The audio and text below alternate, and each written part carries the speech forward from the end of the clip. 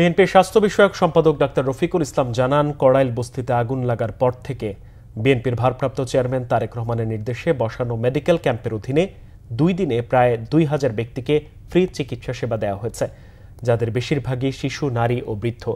শুক্রবার দুপুরে কড়াইল বস্তির মাজার রোডে অস্থায়ী ফ্রি মেডিকেল ক্যাম্পে তিনি এসব তথ্য জানান। ডাক্তার রফিকুল ইসলাম আরও জানান, ঘটনার দিন থেকে তাদের টিমের সদস্যরা কাজ করছেন।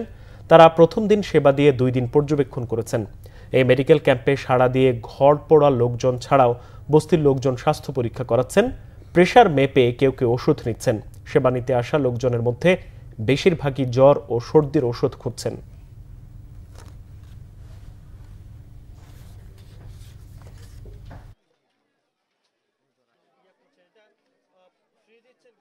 ডায়রিয়া কিংবা আঘাতপ্রাপ্ত যে পেটে গেছে বা সেই ধরনের রোগীগুলো আসছে, বা চর্মরোগের কিছু রোগী আমরা কিন্তু পাচ্ছি।